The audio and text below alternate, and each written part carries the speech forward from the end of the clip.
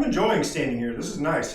It's been a while since there's been a floor in this corner. All right, so that puts our ceilings here.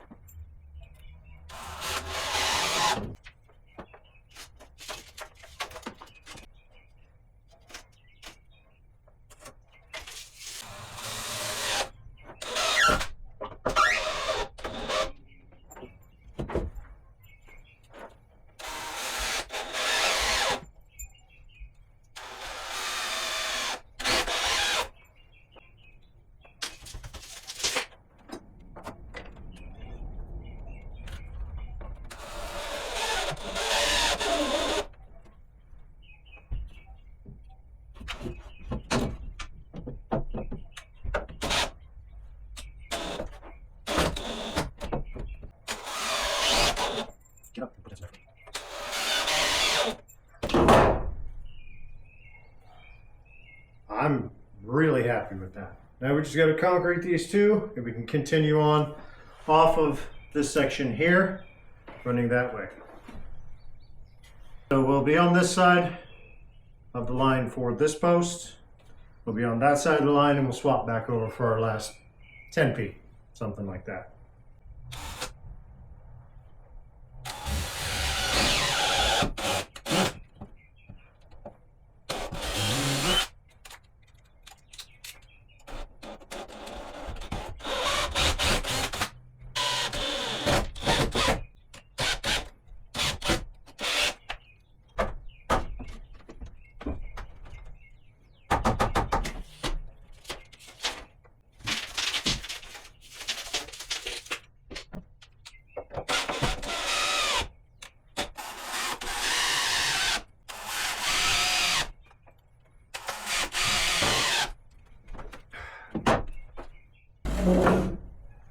I'll take it.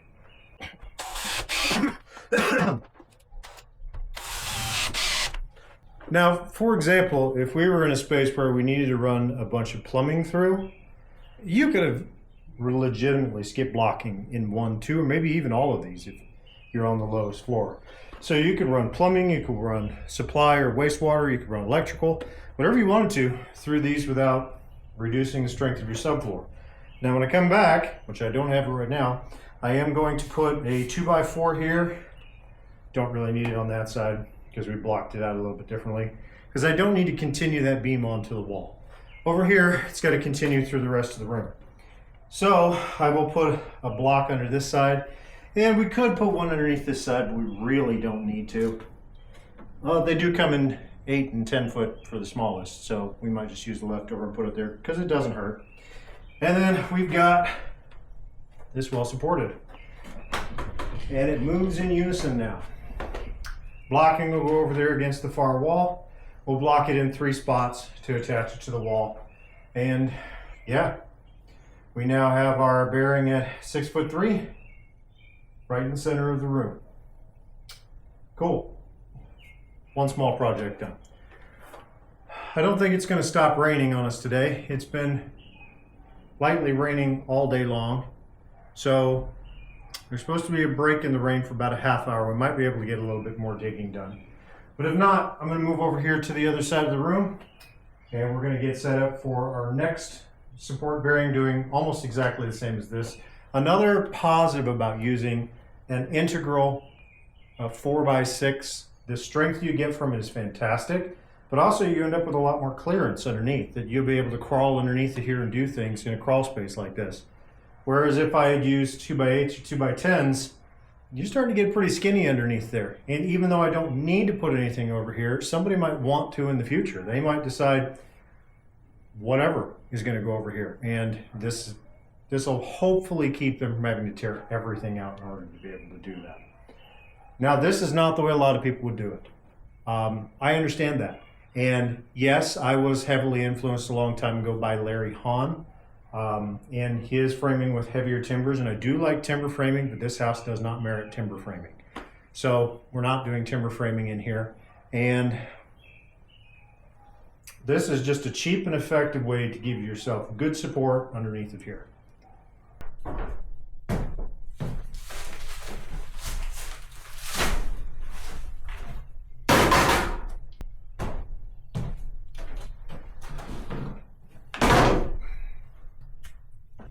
We got about 7 inches of rain last night, and no water has come in here, which is interesting.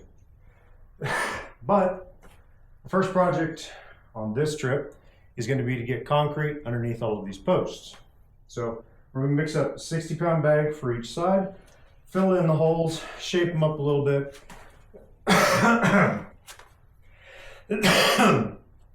For a concrete project this small, and since I don't have the power down here, I'm not bringing the mixer. I'm just going to do this in one of these buckets. Just a note, for if anybody hasn't bought one of these in a while, these plastic mixer buckets are nowhere near as sturdy as they used to be. I mean, this is quite bendy. So if you're expecting to get one that's as durable and as, just overall as tough as what they used to be, this is not the choice for it. But it'll work for what we have for today.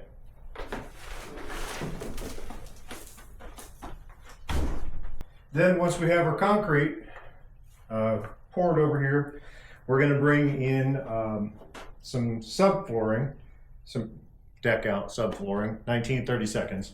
And we'll lay it over here, and that'll give us a good amount of weight. Have this pressed down in, give us good adhesion with the board, and keep everything level. And then we're going to be bringing in some windows today. They're about the same size as what these were. I was wanting to go larger, but this is going to be a smaller project, and these rooms are pretty small as it is, and I don't really have a great deal of overhead space to be able to frame out something larger, so that's what we're going to go with. All right, let's get started on the concrete.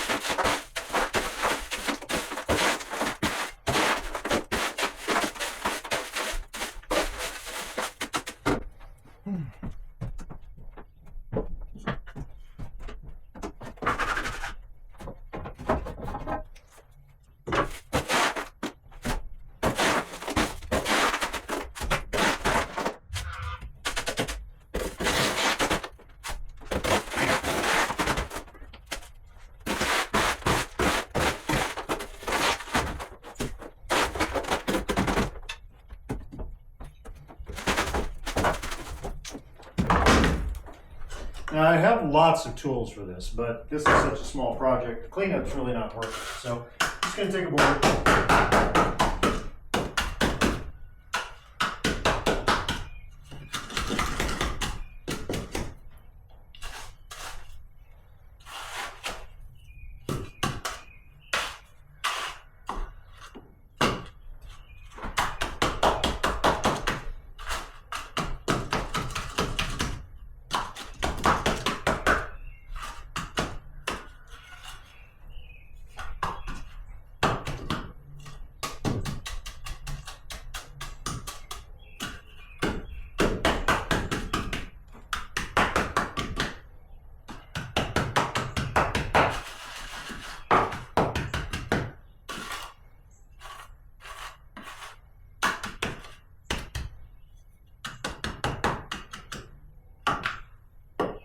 Okay, there's one.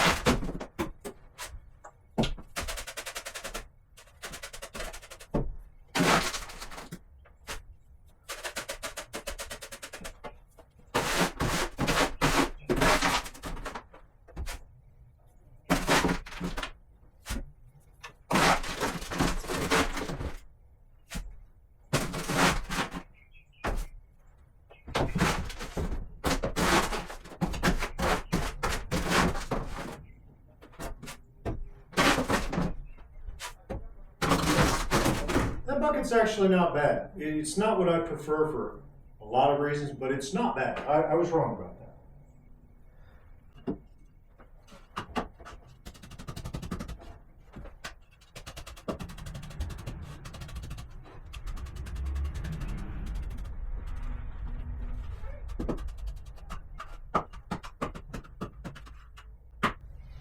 Okay, that's it.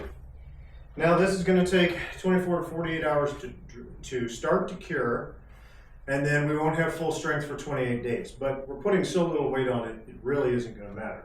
So I'm going to go ahead and load this against the wall now, and I don't think it's going to make any appreciable difference to the floor.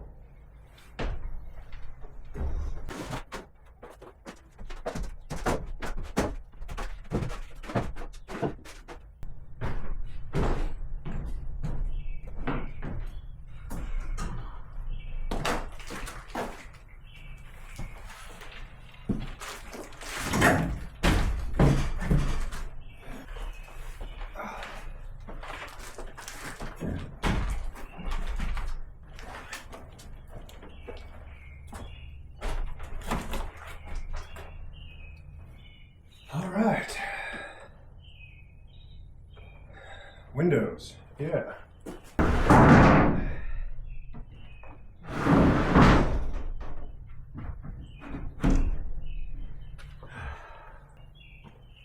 Good.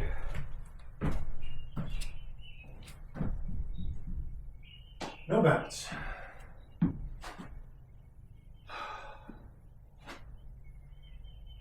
It is 94 degrees on a day when they said it was going to be 75. Man, 94 degrees and 90 plus humidity has got me a sweating dude. All right, well, we got a flush edge.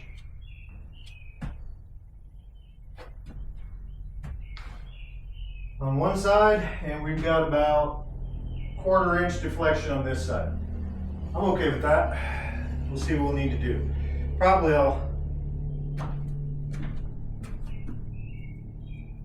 no, it's even. Okay. All right. I'm enjoying standing here. This is nice. It's been a while since there's been a floor in this corner. All right, so that puts our ceilings here quite a bit higher.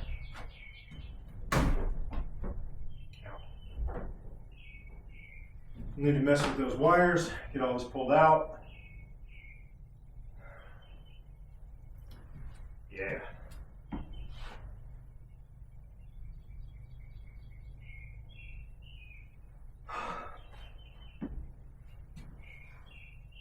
I think I'm going to stop right here for a minute, and I think I'm going to go ahead and deck this out today, but I need to put blocking in here first.